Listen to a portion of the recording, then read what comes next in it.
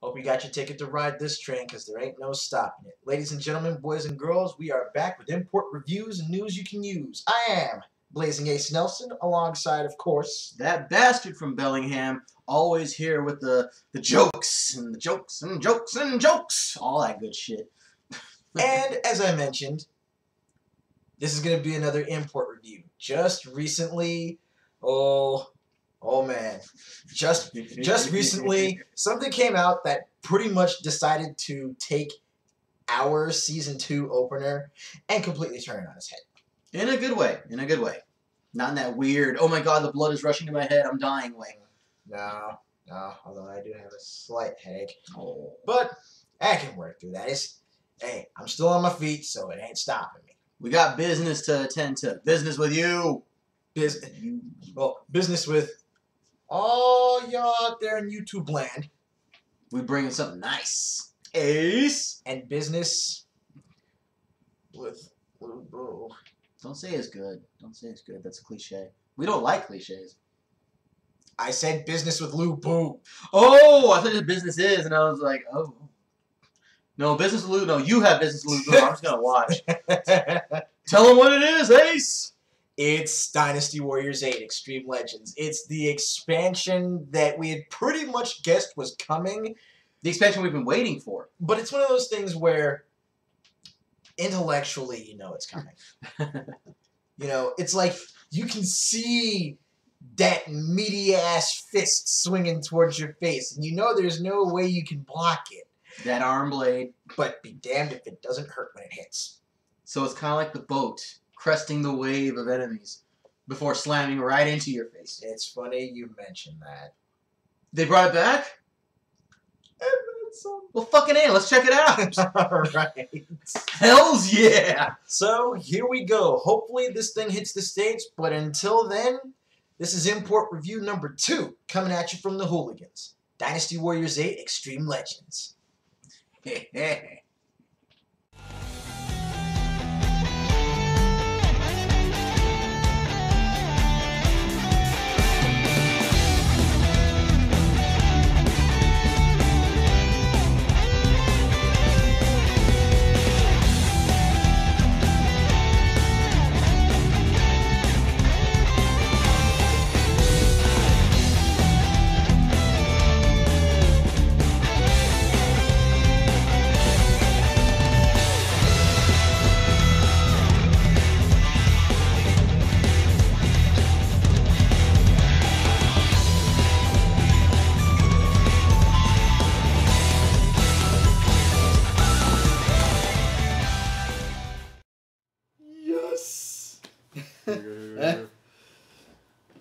Spent the last, how long was it? Like 5 minutes trying to get this thing set up?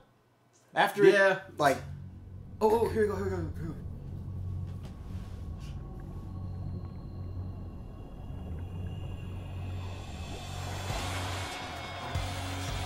Awesome. I love the Dynasty Warriors intros that start off with just those massive battles where everyone's just going to town. You got the little bunker game? And then you got this shit.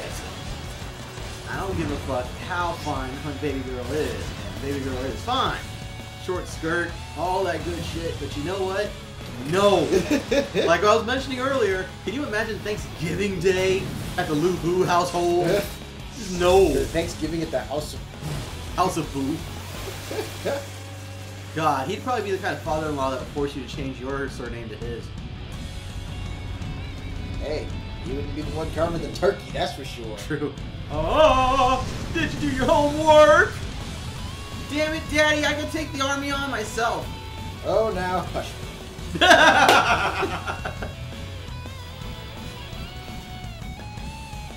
Damn it, you left the back door open again. Like, I can't, it's not that I can't, he surfs with the gods. Oh! Ride the wave with the freaking horse, though. Hey, Raoul would. Fist the North Star, baby.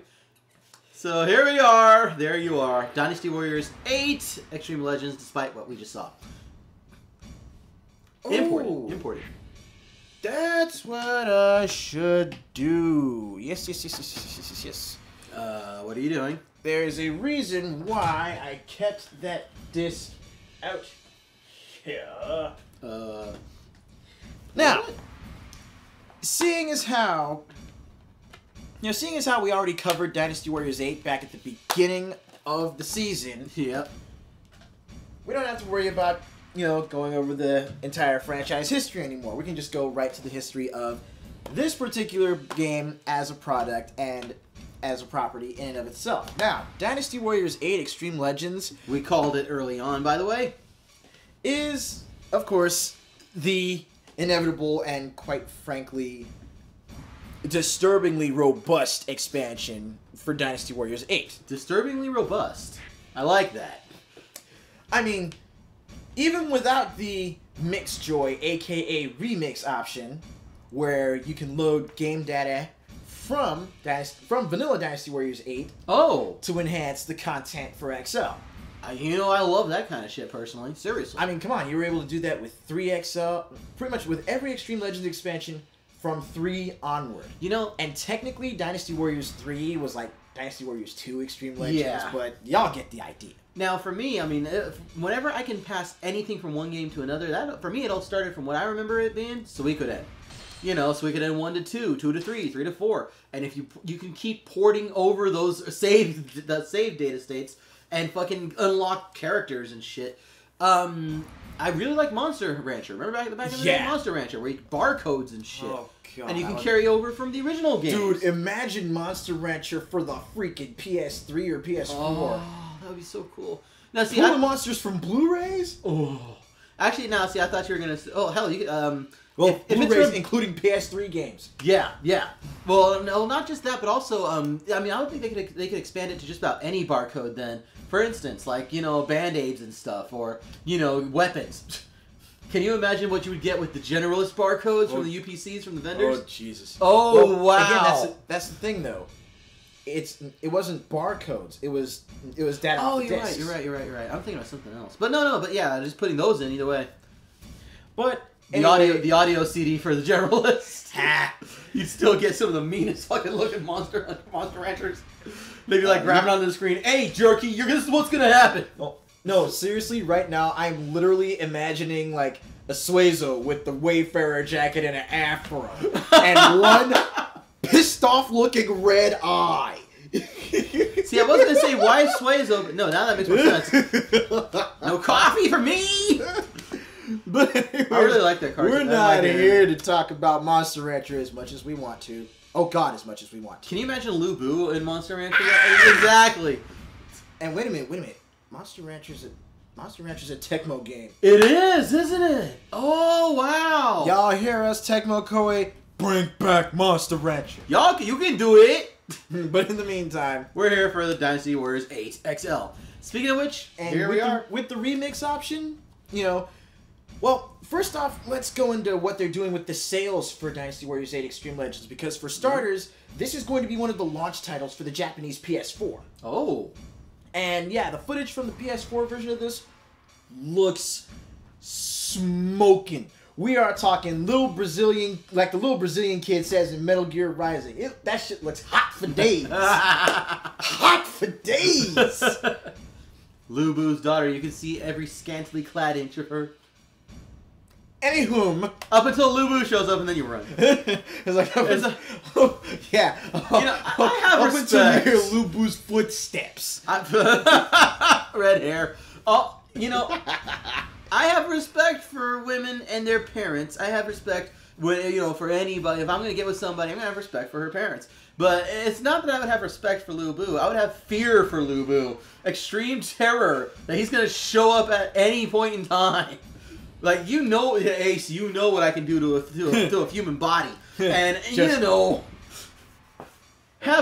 bastard, what you doing? have her all tied up and whatnot, and all wanton and hungry and thirsty, and then he shows up and it's like, no! I'm gonna jump out the window. Daddy, no!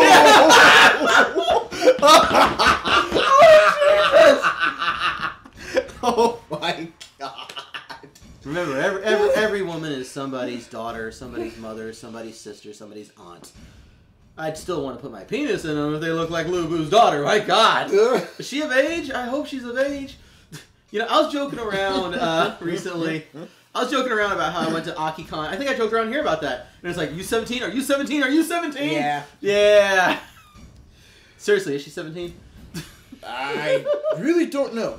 Shit. Enough of the derail. What's all this chicken scratch? As I was mentioning earlier, yes, with the remix option, with the mixed joy option, you can load stuff from the vanilla Dynasty Warriors 8 to XL. But the way they're selling it, you can either get the XL expansion by itself, or you can get it physical disc copy or even digital copy in a combo pack. Oh, kind of like Dragon's Dogma. Yeah. Dr. Risen, yeah. Nice. Yeah, I think they might actually do that for the PS3 and PS4 versions of Dynasty Warriors 8 for 8XL once it drops stateside. Nice. Fucking A. So yeah, if you actually wanted to get into Dynasty Warriors but decided to wait on it, technically you're going to be getting your Game of the Year edition. No trouble with that. And with this, all I did was just download the digital copy of XL, but the remix still works with the physical disc. Cool. So And if you have the disc in the system when you start it up, yeah, it automatically loads the remix status. So everything is there and ready to go. It's no region issues. Well, now for the chicken scratch. You have your story and your free modes, both returning from Dynasty Warriors 8. Yeah. This, I believe, right here is the ambition mode, and it's been reworked. How so? Well, let's just say you have to go through all the battles to try and, build up materials to build the palace, so that way, when the Emperor comes to you, he actually decides to stay with you and basically sides with you, thus making you one of the more powerful warlords in the land. This is what happened in 8. Yeah. Yeah. But once that happens, basically regional skirmishes start breaking out, and all the characters that you had unlocked and recruited to your side leave. Oh! So you got to go back through and whoop everybody's ass and recruit them again. But this time it plays a little bit more like, say, Ultimate Marvel vs. Capcom 3's Heroes and Heralds mode, where you're actually going to the different territories, and it's basically like, as you're capturing strongholds around the battlefield, you're increasing basically a domination percentage. And the more of that battlefield you conquer before you finish it, the greater the percentage you actually fill up for the territory overall. And once you hit 100, you got that territory locked down. Now, at the end of each battle in the new ambition mode, you face off against either a generic or one of the unique enemy officers, kind of like it's like playing through the stage and then having a boss battle with them, so to speak. Yeah, it kind of reminds me of Soul Calibur 3. You remember the Chronicles of the Sword Chronicles of the Sword mode. Yeah, that was the like shit. That was the shiznits right there. And then you have, returning from the earlier XL expansions like 4 and 5, Challenge mode. Now Challenge mode is some of the fun stuff. All right, I mean, you've got stuff like, well, I haven't had a chance to really go through and like look at all the menus, but basically you have stuff like, completing stages under a certain amount of time, how many enemies can you beat before you die, survival. Those are my favorites. I think there's even a mode where you basically have to use your charge attacks to knock enemies off of like a platform, and you get ranked based on how many enemies you knock off. Kind of like a King of the Hill. Yeah. Basically like a King of the Hill mode. Snap. Then you have, of course, your gallery and your options. All that standard stuff. Oh, the gallery, the encyclopedia, and the options. But basically, background info and everything. Well, let's show them what's new. Let's get right down to it. We'll just go straight to the gameplay. Question. Do we get remix music? Well, remixes of a remix by now? I mean, shit. Well, I mean, all of the music, everything that you have unlocked from Dynasty Warriors 8, that includes DLC that you picked up for it. That's right. Will carry over. Okay, that's cool. But then, with each of the new stages and scenarios that are added to it, you also get You also get new music and new themes. Actually, let me go back to the story mode. Actually, no, I can still do it in free mode. Sorry about that. I'm jumping around all over the place really because there's really a lot to this. Now, as you can see, the free mode menu has been, it's been optimized a little bit. And actually, I think optimized is the best word I could use to describe not just the UI, but the gameplay itself, the gameplay overall. It's been optimized. Well, that's what I want to see. Seriously, I mean, straight up, let's show them. Now, up here, the top option you have right here, for those of you that actually do have the Japanese version, this is your stage select. Now, normally, in Dynasty Warriors 8, you could, pick from a list of locations. But if you actually switch it over to where it's a listing by province, then you stick with the normal. Then you've got the normal listing. But if you go back to Kingdom, then it'll actually take you to the story mode timelines, and you'll notice, aside from the alternate stages, and of course the historical and what-if scenarios for each kingdom, there's also the legend mode stages for each. The newly added legend mode stages, which are even more what-if scenarios. Huh. So basically they're crossing over into Orochi 2 territory. Kinda. Samurai Orochi Warriors Ultimate 2 had 5 million characters, 10 billion stages, and 100 trillion fucking remixes. But basically with these legend mode stages, it's, it's revamped stages, talking about, how things would have played out if, like certain characters were actually around for that battle. Huh. But then there's also the fact that with the newly added characters, their generic models are replaced with the new ones. They put that much effort into it to where, like, say, if you're playing one of the DLC stages, like, for example, Guan Yu's Escape. Now, if you're playing the Mammoth Acquisitions version of that stage, where you just fight your way through it, the first character that you run into is Yujin. Yujin is actually one of the 5 new characters added to the roster for this, which brings the total to 82. Jesus. But the only new character I care about is Lubu's daughter, Skirt, so I'm just saying. But dude, I mean, she's hot. She's like scary fucking, like, waifu. I'm almost like waifu levels really impressed by her looks at this point. Yeah. And the fact that she's wielding the cross halberd. Which, come on, that shit was hot. Yeah, that's what got me. But the only problem is Lubu as your dad, as your father-in-law.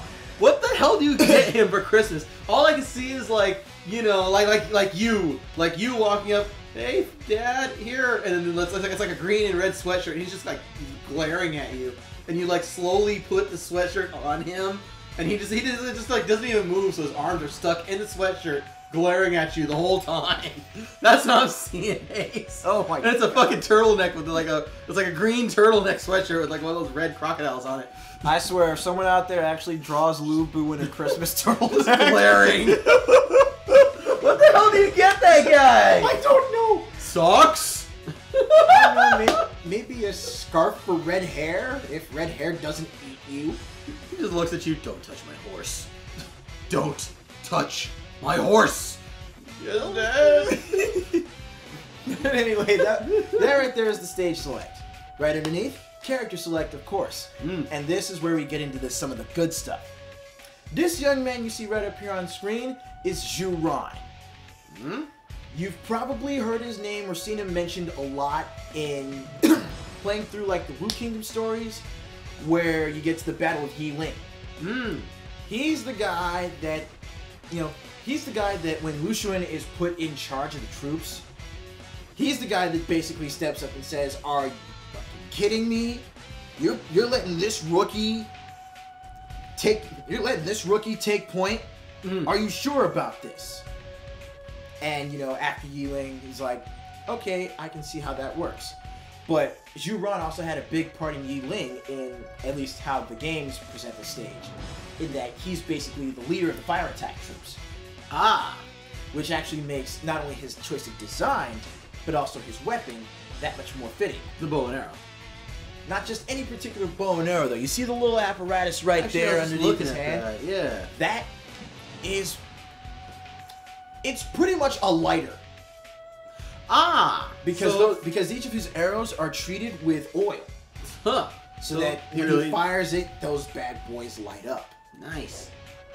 Now, as far as archer characters in the game go, he's very steadily becoming my favorite.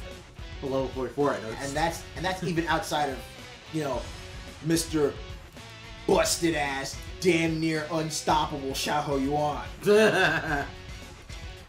Now for Shu, they bring in Fa Zheng. He's another strategist that really hasn't been getting much love as far as like having a unique character.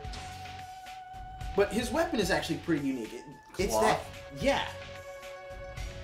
Don't worry. It is actually a lot more badass than it looks. I'm gonna have to see that. You will. In fact, I'm thinking pretty much the second half is going to be me going through playing all the new characters, just so that you can see what these bad boys actually do. And that's if you haven't already been watching the stuff that I've live streamed recently. I wouldn't mind seeing some of the new weapons. That's what I really want to see with this one. Yeah, the new weapons again, like Fa Zheng's cloth, the blaze bow. Blaze bow? Yujin. And that trident. Interesting. Trust me. The trident looks pretty standard, but it's how it's used as far as the moveset that really makes it special. Huh. And then of course, you have the two freshly added new characters for this. Chen Gong, aka Lu Bu's actual strategist. He looks like he's got a snark. He looks like he's hiding something. And his weapon is basically a wooden scroll of tactics. But all of his charge attacks actually have him like literally summoning soldiers. That's cool. Like different types of soldiers for each charge attack. I want to see that. But you know, I gotta point out they have 82 characters, and we're in what? This is like the 10th Dynasty Warriors game. 20th if you count the Extreme Legends. If you count the Extreme Legends expansions, this would be the 8th. And Empires. And counting this the is more than 8. Well, this is the 8th numbered entry, but counting the Extreme Legends expansions and Empires, yeah, we're in the double digits already. They are at the point where they're literally having niggas throw books at each other, using books as weapons. Read a book, read a book, read a motherfucking book. Not the sports page, not a magazine. But a scroll! Oh shit! But seriously, I could have sworn they did have a motherfucker with a book at one point in time, just throwing books at people. I wouldn't be surprised if that's what's coming up. I'm trying to remember. But and then we have, of course, Lu Lingqi. God, that Zetai Ryoiki, man. And yes, the almighty cross halberd from Dynasty Warriors 6. Lu Bu's weapon from Dynasty Warriors 6. And they gave it to his little girl. You know, there ain't no little about that. You know, I know I've talked about it and complained on and off beforehand about the cross halberd, but then they gave it to her and suddenly I'm happy with it. Okay. Peaches. I could eat a bag of peaches. Wow. I could see her walking onto the battlefield in that armor, in that color palette. And the first dude to quack wise, the first person to even breathe funny is getting that whole thing introduced to their anatomy in ways that are neither comfortable nor sanitary. But it's pink. Go to the other color. Go to the other colors. I like that. That looks more proper. That looks Lu Bu faction. Speaking of Lu Bu faction. The other thing about Dynasty Warriors 8 Extreme Legends is that in a friggin' interview, the director actually said that they wanted to take it back to how the Extreme Legends expansion was set up in 3, which was literally a focus on Lu Bu. Well, they certainly did that with the intro. Yeah, not just with the intro, but the fact that again, out of 5 new characters, one for each of the three main kingdoms, and then you've got 2 new characters for the others, which are affiliated exclusively with Lu Bu. I mean, hell, Lu Bu and his crew even have their own story mode. Cool. I mean, she has really nice eyes. I really like her expression. I'm just saying. Could this be my waifu? Could this finally be? Is this what waifus feel like? Waifu lovers? Except I don't have like a Dakimura that I'm fucking every night. I've heard. I'm gonna say, I don't know. She looks kind of like the type that would turn you into red hair. Hey, it's worth it to get into a fight if I can get that. I'm just saying. Eh? Tonight I'm gonna hit that, hit that. Fucking Bobby Brown and Rihanna from fucking Key and Peele. Tonight I'm gonna hit that. Yeah, that's where we go for characters.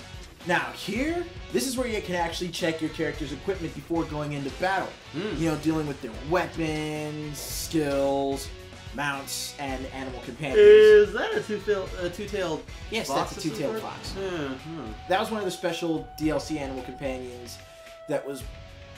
Yeah, it was introduced because of the cross-promotion for one of the other Tecmo-Koei games that came out, Tokiden. Huh. Let's see. And you also can bring in bodyguards. Yay! But it gets better. As the further that you actually develop your character, the further that you actually build up your character. Speaking of which, the level cap has been increased from 99 to 999. Jesus! But as you build up your character, you actually build up... Wait, why the hell would you want 999? I mean, I understand that it's good that they're catering to our grind, you know, to our grind. But that's a bit extreme. That's fatless level extreme. That's like, whoa, wait a minute. Yeah, pushing them Star Ocean numbers. 999 for each character? And there's 82 characters? Have fun with that. So damn near 8,200 levels altogether. But remember, in the ambition mode, there is a facility where you can take your characters and actually just, you know, pump them, you know, give them experience. You are right. I forgot about that for me, yeah. But... yeah, you can bring in bodyguards, and as you build up their, basically, as you earn more points, as you basically build up their individual fame, you can actually, you know, as you'll notice right here by each of the characters, the 10, 11, and 10. Yeah.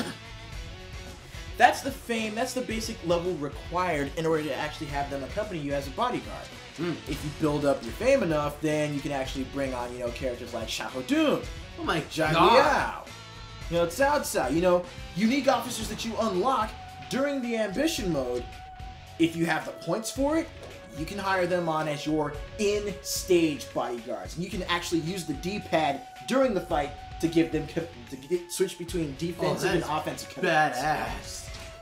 And then you can even access the weapon shop as well. So you don't have to worry about going to ambition mode in order to temper, modify, buy, or sell weapons. You can get that from here. And it even shows...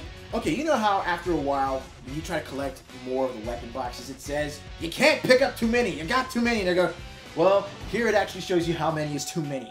1,200. Oh, right there, yeah. Snap. But, yeah, you know, you've got the buying weapons, selling weapons. Temper.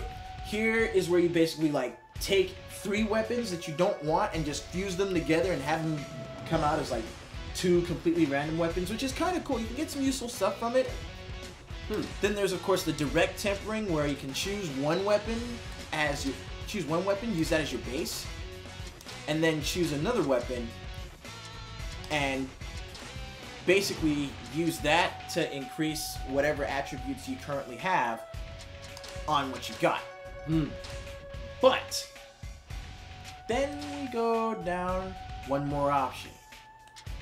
In this menu, this is where you get to temper weapons Warriors Orochi 3 style, where you pick the weapon that you want to, temper, and then you pick from any of the other weapons, and go, huh? Oh look, I see this weapon has the slash element, has the death element on it, so I can literally pick and choose and hook that up to my gear any way I see fit. Nice. And then you can also use the weapon for materials to increase your current weapon's attack power. You can even change the affinity on it. Huh. So you can change it from heaven to like earth or man or what have you, basically to give you even more of an edge in, you know, let's say doling out storm rushes or doing variable counters. Jesus. Yes, you can so go. they're just that in depth about how you can. Oh yes, the shit. The customizability intensifies. And then you have, of course, the random grab bag where you can just pick up like, you know, high-level weapons for like say 50,000 or some odd gold, depending on the weapon. I'm not gonna lie to you. I really hope this drops in English because I'm horrible with this. I'm looking at this going, I don't know what I'm reading. And then purchasing DLC weapons. And then you can also purchase weapons that were available as DLC and animal companions. So wait, go back. Was that a bear and it had something on its ass? Yes. What was the other one? No, if you go up one. Oh, a panda bear. I thought it was a bear with a head. Different kind of bear.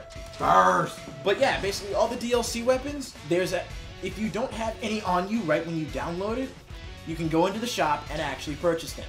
Cool. Whoa. Is that a giant matchstick? Yes. God, this fucking game series. That's the joke weapon skin for the flint sword. I'll show you the other ones too. A bazooka? Yeah. Let's see, for the Greaves. Icarus wings. Yep. Hermes wings. Or Nikes.